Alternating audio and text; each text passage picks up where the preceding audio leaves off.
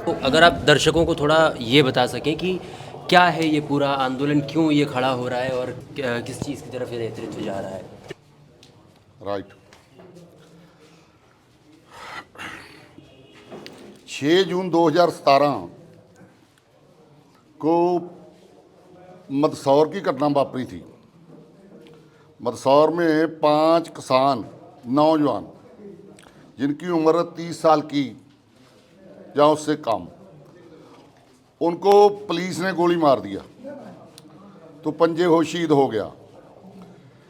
उस घटना को लेके जो पंजाब दियां ਜਾਂ मतलब ਵੱਖ-ਵੱਖ स्टेटां ਦੀਆਂ जथेबंदियां किसान भाईचारे ਦੀਆਂ सी, तो वो सोचने लगियां भी कोई इंडिया लेवल का कोई केंद्र बने जिथे सारे असी इकट्ठे होइए, पर बन नहीं सी रहा।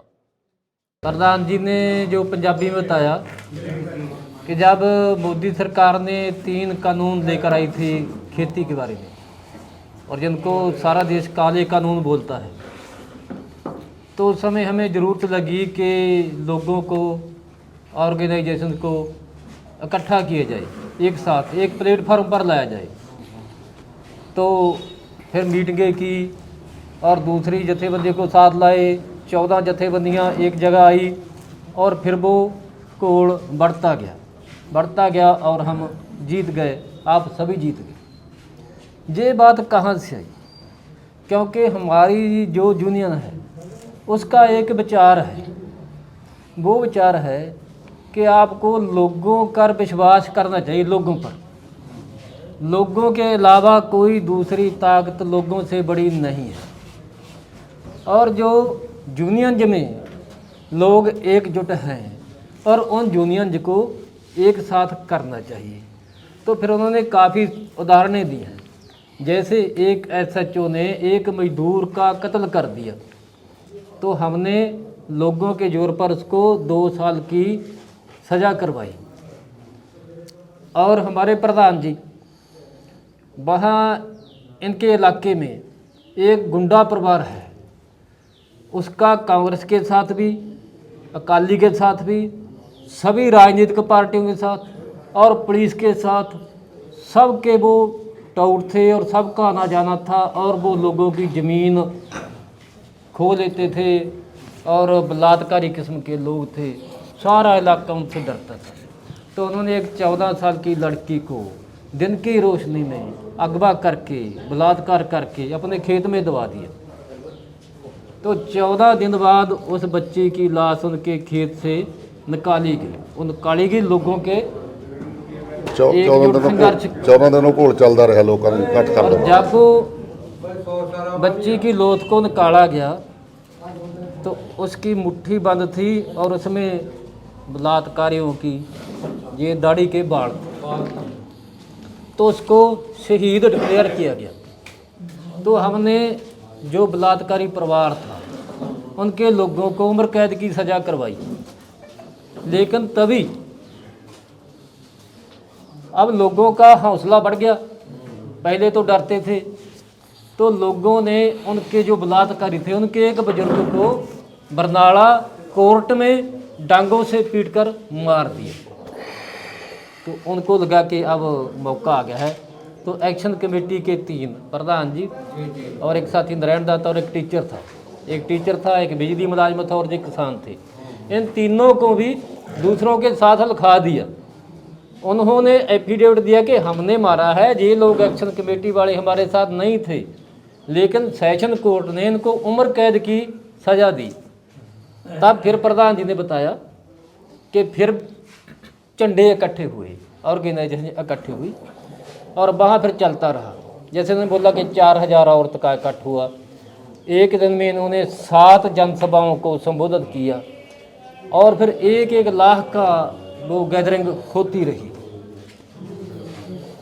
तो फिर भी जो सज़ा की थी वो गवर्नर ने रद्द कर दी। तीनों की सज़ा उम्र कैद की गवर्नर ने रद्द कर दी। लेकिन जो दूसरी देर थी वो हाई कोर्ट की हाई कोर्ट ने दो की सज़ा तो रद्द कर दी और इनकी सज़ा बहाल रखी। फिर सुप्रीम कोर्ट ने भी इनकी उम्र कैद की सज़ा बहाल रखी कि इनको तो मनजीत सिंह धंधेर को तो उम्र कैद काटनी पड़ेगी।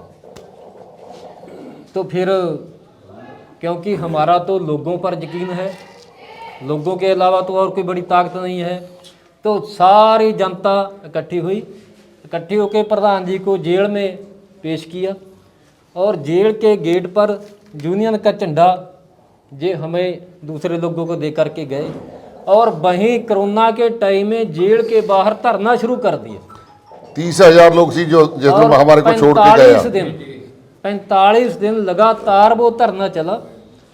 45 दिन में गवर्नर ने फिर से सज़ा रद्द की और सज़ा रद्द करवा के रात को प्रधान जी को जेल से बाहर निकाला और वो ही झंडा जेल लेकर के बाहर आए। और इनका गांव वहाँ से 15-20 किलोमीटर दूर है, तो रास्ते में 4-5 घंटे लग गए क्योंकि हर जगह जगह लोग थे और फूल बरसा रहे थे, स्वागत कर रहे थे। तो बात यह है कि जैसे पहले मंदसौर की घटना ही बताई कि पुलिस ने मंदसौर में फायरिंग करके कितने किसानों को शहीद कर दिया था। तो हमारा जो विचार है कि अब जब लोगों पर यकीन करके चलेंगे, लोगों के पास जाओ, लोगों को बताओ, जब लोगों को पता चल जाएगा, उनके दिमाग में एक विचार आ जाएगा, तो फिर वो नहीं हटते। फिर वो शीश जो शीश होता है, शीश को तली पे टिकाते हैं। हाँ। ये शीश बने, शीश है ना, जो सर है, सर के ऊपर पाग बनी है, मैंने पगड़ी, अब तो सर है। जब ये किसी के पाँव पकड़ने लग जाए तो शीश सिर ही बन जाता है। जब ये समझ के आधार में मतलब संघर्ष में कूद पे फिर शीश तली में तो रह जाता है। जैसे हमारे गुरु गोविंद सिंह ने बोला था ना, शीश तली ते धर के लड़ दो, जब दिमाग से समझ आएगी फिर ही लड़ा जाएगा। हमारे सिख इतिहास में एक है, बाबा दीप सिंह ने वो फोटो उसकी ऐसी आती है कि उनका ये गर्दन कट गया लड़ाई में, उन्होंने अपना सिर तली पर रखा और लड़ता गया। बात असल में ये है कि जब आपके दिमाग में एक विचार आता है तो आपका ये सिर है वो शीश बन जाता है, और जब आदमी लड़ता है तो बोलते हैं कि अब इसने अपना शीश अपने हाथ पर उठाकर लड़ा है। तो एक जो दूसरा सवाल ये है कि एक तरफ किसानों पे मार पड़ रही है और किसानों के बच्चे जब शहर जा रहे हैं तो वहाँ पे आप देख रहे हैं कि 4 लेबर कोड लागू कर दिया गया है। पानीपत में मजदूर संघर्ष कर रहे हैं, मानेसर में 10 दिनों से लगातार वर्कर संघर्ष कर रहे हैं। 11,000 की वेतन है, कोई नियम कानून लागू नहीं है, मनरेगा को कैंसिल कर दिया गया है। तो कभी कभी लगता है कि मजदूर और किसान की लड़ाई अलग अलग है, लेकिन किसान संगठन कैसे देखते हैं कि लेबर कोड के खिलाफ भी बात कर रहे हैं या मनरेगा को भी बात कर रहे हैं क्या? देखिए, मुझे ये लगता है 2020-21 के आंदोलन का अगर समीक्षा में जाना हो तो मुझे ये लगता है कि किसानों की जो लड़ाई है, मान लीजिए एमएसपी, कर्ज मुक्ति, ट्रेड डील की जो लड़ाई है, इस लड़ाई का बड़ा हिस्सा एंटी WTO, एंटी इंपीरियलिज्म ही हम बोल सकते हैं, नंबर 1। नंबर 2, जो साम्राज्यवाद और WTO के पक्ष में जो दिल्ली में बैठी सरकार है, वो सरकार ही मनरेगा को ख़त्म करने वाली है, वो सरकार ही 4 लेबर कोड को ख़त्म करने वाली, वो सरकार ही किसानों के मुद्दों के ऊपर भी, वो बिजली बिल हो, सीड बिल हो, जो भी है, वो सब ये केंद्र की सरकार है। और केंद्र की सरकार का एक बड़ा पहलू ये है कि RSS BJP के पॉलिटिकल ओरिएंटेशन से वो देश को ज़्यादा से ज़्यादा सेंट्रलाइजेशन की तरफ, अथॉरिटेरियन की तरफ, ऑटोक्रेसी की तरफ लेके जा रहे हैं।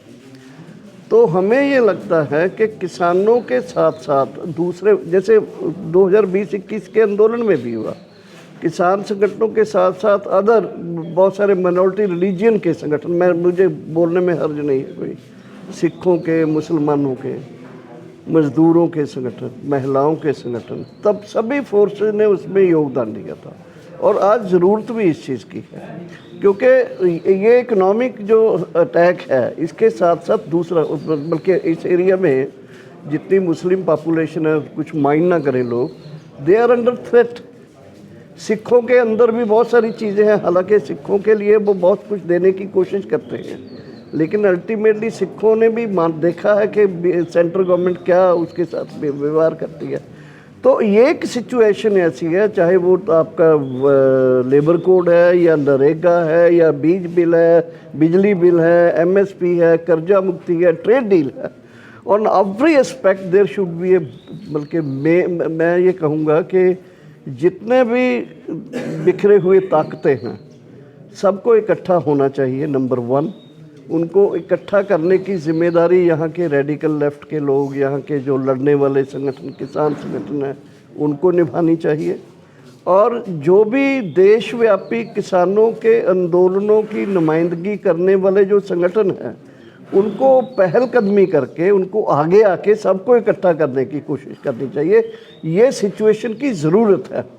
मैं नहीं कहता कि डिफरेंसेस होंगे, डिफरेंसेस हैं, लीडरशिप के इंडिविजुअल भी हैं, बहुत सारों के अपने अपने पर्सनल सोचने के तरीके में हैं, प्रोग्रामेटिक हैं, संगठनात्मक हैं, लेकिन जितना बड़ा अटैक दिल्ली की तरफ से आ रहा है, जितना बड़ा अटैक अमेरिकन इम्पीरियलिज्म की तरफ से आ रहा है, उसमें इंडिया में किसान, किसानों के साथ मजदूर, इंडिया एज ए टोटल एक बड़ी, देखिए आंदोलन हुआ नेपाल में, बंगाल में, बांग्लादेश में, फिर हुआ लंका में, लेकिन उसका इम्पैक्ट रीजनल रहा, उसके देश में रहा। अगर बड़ा आंदोलन, बहुत बड़ा आंदोलन नहीं था, किसानों का आंदोलन लंबा आंदोलन था, लेकिन बड़ा कोई पॉलिटिकल चेंज करने वाला नहीं था, लेकिन उसका इफेक्ट हुआ था पूरे देश में और पूरी दुनिया में। इवन आपके क्या हिंटन है, उसको हिंटन ही है ना, नहीं हिंटन क्या, अमेरिका का जो है इंटेलेक्चुअल जो मिट्स से रिटायर हुआ अभी, जिसका नाम, उसने भी बोला था this is beacon of the people, जो किसान आंदोलन है। तो मेरा ये कहना है कि अगर देश में कोई आंदोलन आएगा तो वो आंदोलन देश के लिए ही नहीं, पूरी दुनिया के लिए कुछ नया रास्ता भी बनाएगा। इसके लिए किसान संगठनों की, किसान आंदोलनों की बड़ी जिम्मेदारी, क्योंकि मैं हूँ इसमें, मुझे लगता है कि बड़ी जिम्मेदारी है।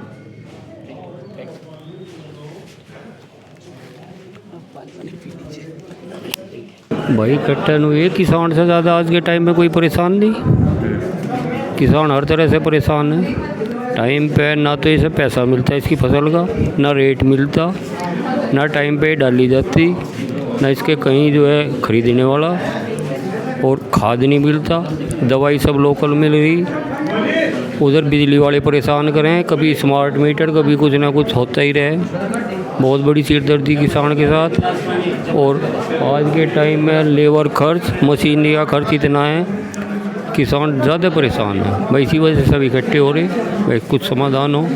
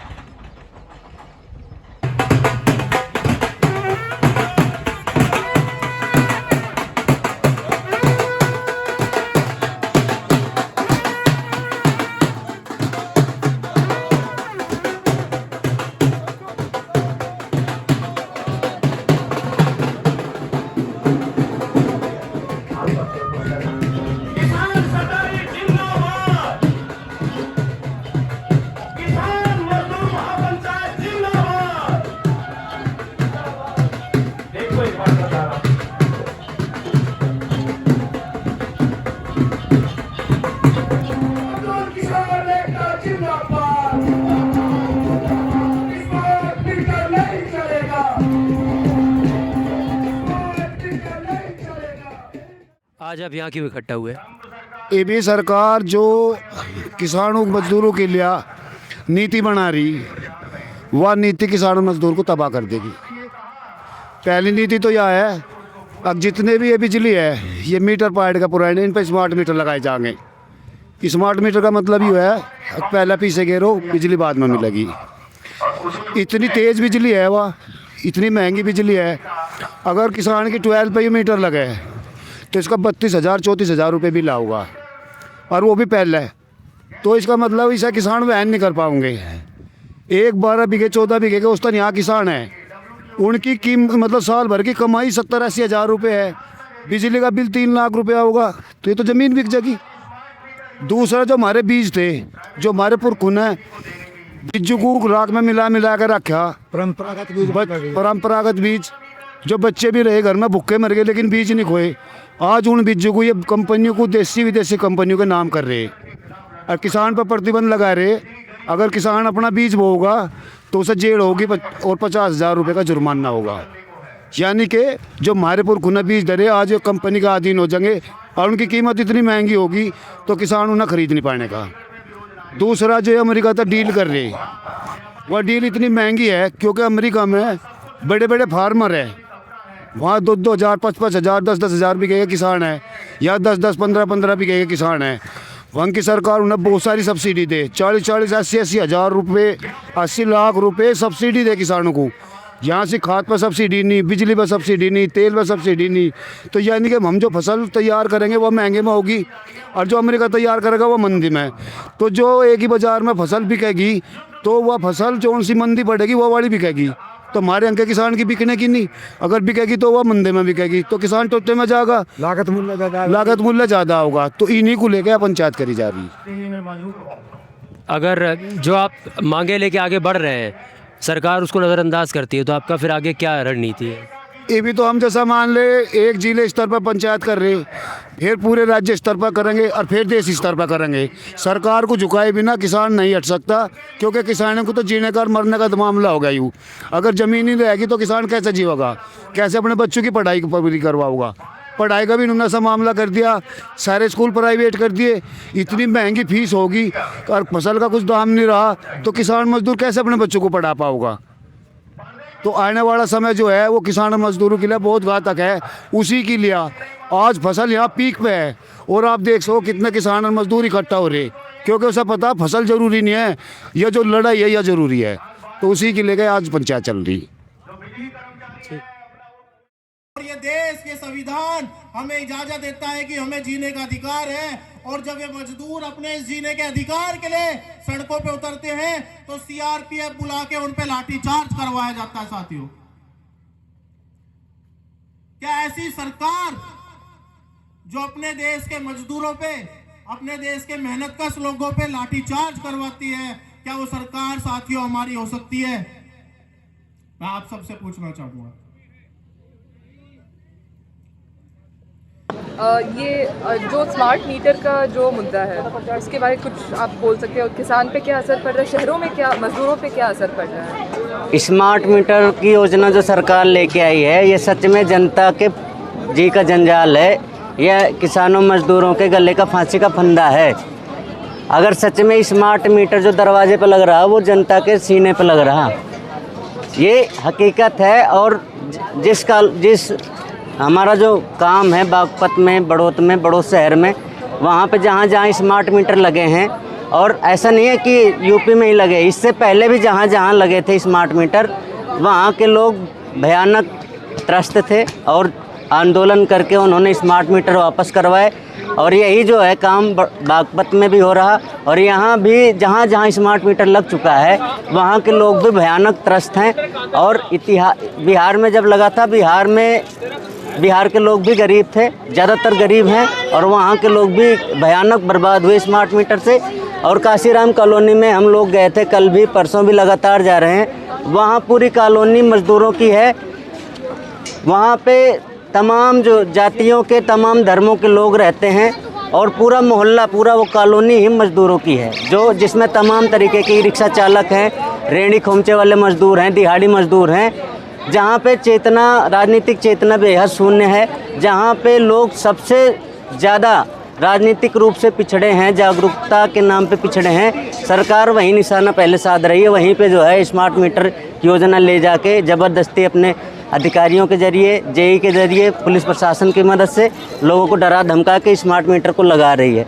जबकि सुप्रीम कोर्ट का आर्डर पहले भी था और अभी संसद में भी इन्होंने, इनके मंत्रियों ने बयान दिया है कि स्मार्ट मीटर वही उपभोक्ता जो है लगवाए जिसको, जो स्मार्ट मीटर की योजना से सहमत हो। जो बिल्कुल भी इससे असहमत है उसको ज़बरदस्ती कोई भी नहीं लगवा सकता। लेकिन यहाँ के लोकल प्रशासन, जेई, ये जा के कॉलोनियों में लोगों को डरा रहे, धमका रहे और तमाम जो है झूठे झांसे दे रहे हैं, जिसकी वजह से मजबूरन लोग लगवा रहे हैं उनके दबाव में आके। तो अब जिनके घर भी स्मार्ट मीटर लग गया है, काशीराम कॉलोनी में बहुत, पूरी कॉलोनी में लग गया है। हम कई दिनों से वहाँ पे काम भी कर रहे हैं, वहाँ के लोग आज यहाँ भी आए थे इसी दुख तकलीफ़ के चलते। आधी से ज़्यादा कॉलोनी में 400-500 परिवार वहाँ पे रहता है, आधी से ज़्यादा कॉलोनी की बिजली कट गई है। स्मार्ट मीटर का बिल ही इतना ज़्यादा आ रहा, लोगों का ये कहना है कि 10-10 हज़ार रुपये स्मार्ट मीटर के बिल आ रहे हैं, जिसका रिचार्ज पहले से करना पड़ रहा। स्मार्ट मीटर की सबसे ख़राबी यही, पहले नंबर तो यही है, तो उसमें मोबाइल फ़ोन की तरह प्रीपेड रिचार्ज करना होगा। जो भी उपभोक्ता बिजली का इस्तेमाल कर रहा है वो पहले रिचार्ज करेगा उस स्मार्ट मीटर का, फिर उसके घर बिजली आएगी। और दूसरी बात यह है कि उसमें ये भी कुछ तय नहीं है, जैसे मोबाइल में तो ये वैलिडिटी तय होती है कि भाई 350 रुपये का करोगे तो 2 महीने रहेगा, 28 दिन रहेगा, 84 दिन रहेगा। लेकिन उसका स्मार्ट मीटर के रिचार्ज का कोई वैलिडिटी नहीं है, वो 4 दिन में ख़त्म हो जाए, 10 दिन में ख़त्म हो जाए या अगले दिन ही दोबारा लाइट चली जाए। कई लोगों का ये भी कहना है कि रिचार्ज करवाने के बाद भी उनके घर पे 5-5, 6-6 दिन से लाइट नहीं आई है। कभी कहते 500 रुपये रह गया, कभी कहते 2000 रुपये रह गया है।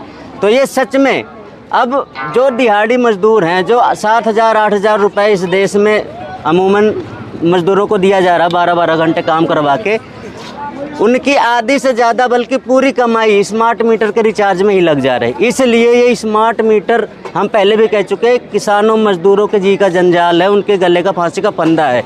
हम इसे बिल्कुल भी बर्दाश्त नहीं करेंगे, हमारे बस की बात नहीं है। जय जय जय ये किसान का मेरे, जय जय जय बांध के चले जीत के शेरे, बांध के चले जीत के शेरे। जय जय जय ये किसान का मेरे, जय जय जय ये किसान का मेरे, बांध के चले जीत के शेरे, बांध के चले जीत के शेरे। फूले नहीं समाए सा हम दिल